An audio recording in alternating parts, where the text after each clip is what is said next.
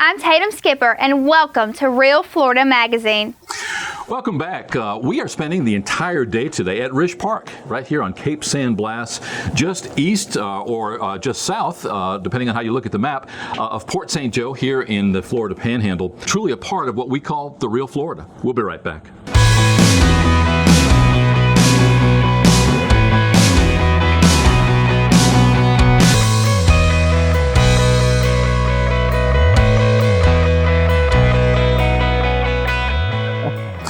Welcome back. We are spending the entire day today at Rish Park, right here on Cape San Blas, just east or just south, depending on how you look at the map, of Port St. Joe here in the Florida Panhandle. Truly part of what we call the unspoiled real Florida, probably what the first settlers in Florida saw, this kind of the vegetation, the habitat. Here right now with Jay Rish. Jay, we spoke to your mom a short while ago. Your dad, responsible in no small part for where we find ourselves today. How big is Rish Park? Well, Paul, Rish Park transcends a geographical area. I'll go back to a story when I was in grammar school. Back then, we used to pay 25 cents to see the magician or whatever. They had little programs, and people would have to pay. And I remember one time, I was probably in the second or third grade, and I was getting ready for school, and he never really engaged me a lot. He was getting ready to go to his law practice, and he says, what's going on today? And I said, well, we've got a magician coming, and he said, does it cost anything? And I said, yes, sir, it's 25 cents. He said, here's an extra $2. You take it and give it to your teacher, and if somebody can't afford to go, you give it to them. And I didn't think, I always had my 25 cents, but in those days, if you didn't have the 25 cents, you stay, put your head down on the desk, and you didn't go to the magic show. So that was a lesson. Let me just stop you for a second. You wouldn't see that happening today. No, that's true. Unusual. Right. But go ahead. But that's the way. That's how we've evolved as a society, and to benefit everyone. And that was what he instilled in me, to try to help others, look for opportunities to help. And that was before you had political correctness. That was before you had nonprofits that were good and bad, so to speak. And he just instilled in my family and myself, look for something to do for somebody. Even though you're not going to get a return monetarily, but Rish Park, you can't put it on a bottom line. But when you see those kids in there that have had terrible tragedy in their life, or someone with another disability that just doesn't have the opportunity to come to a beach, be able to get in the swimming pool, be able to get down to the beach, enjoy this beautiful sunset, I mean, it really makes my heart proud of the legacy my dad left.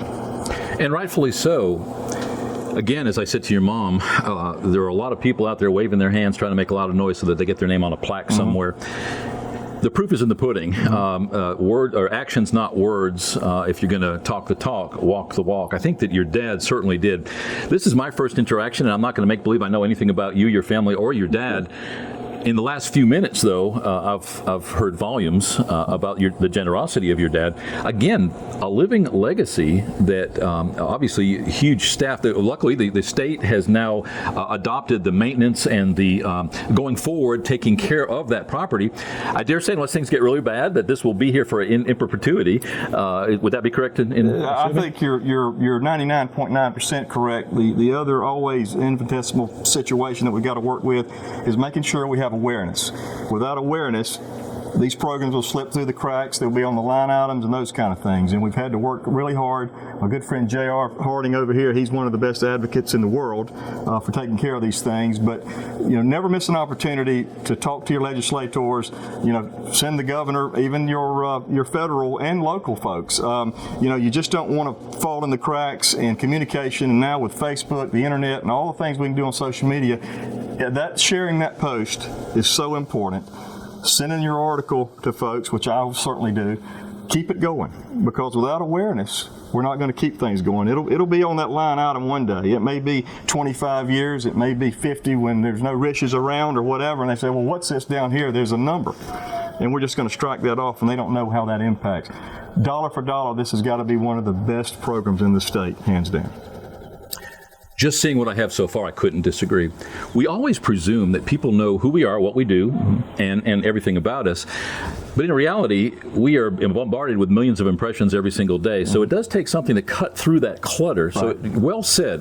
What can we do better than what's being done today to foster that awareness and to make sure that that awareness is, I call it the Tom Sawyer effect. If we can convince somebody it's fun to paint the fence, they will carry the water for us. What do we do? Well, I'm not saying that my techniques are the most effective, but I use Facebook in my business mostly.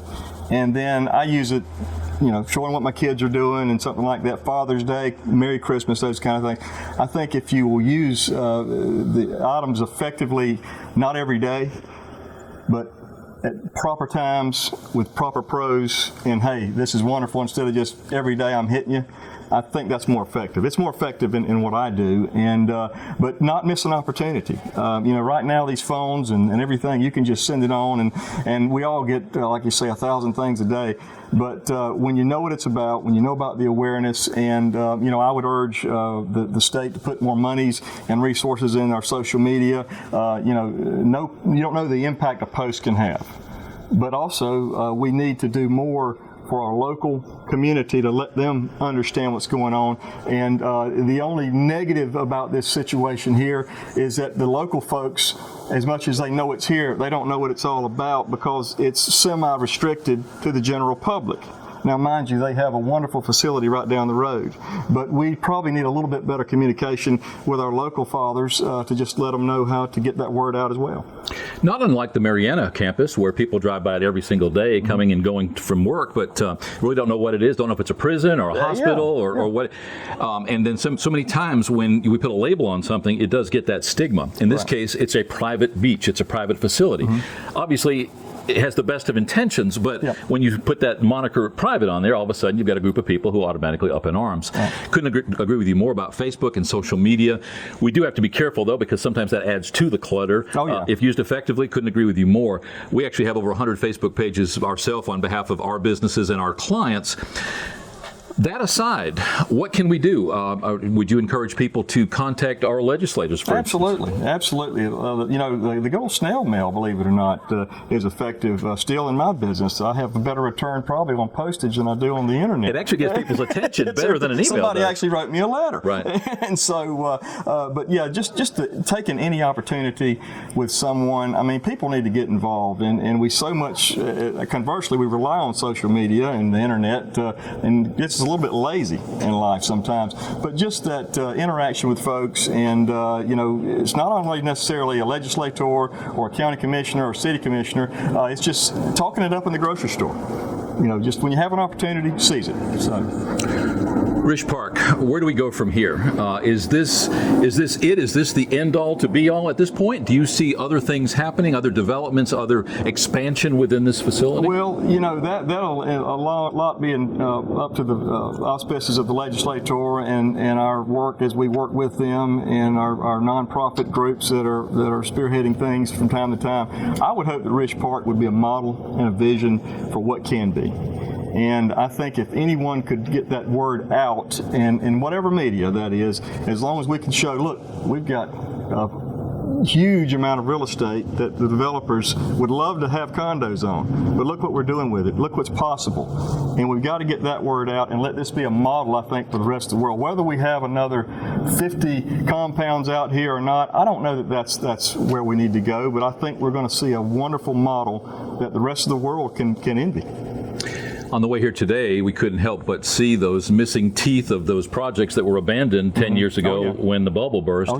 So I think that there are probably plenty of opportunities for development elsewhere. You truly have the opportunity to be in a pristine, unspoiled part of, again, what we call the real Florida. Here with the bay on one side and the Gulf on the other side, is there any more beautiful place in the world? Not that I know of. Thank you for taking the time. I know that you had restricted or time constraints within your schedule today. You hung out a little bit longer than you probably wanted to or needed to. Hopefully you find it beneficial. I think that efforts just such as these will be those opportunities to get in front of those people that make our policies, or to generally raise that awareness. So thank you so much. My pleasure. For your time today, your family, and as I mentioned to your mom, for everything that your dad in this living legacy has left, and his name. What more could you have done to honor his name or than this park? I can't imagine. Yeah. Thank you. Thank you, Paul. Thank you. Here today, right now at Rish Park, right here on Cape San Blas, adjacent to Port St. Joe. If you Google it, it's easy to find. Truly a wonderful opportunity.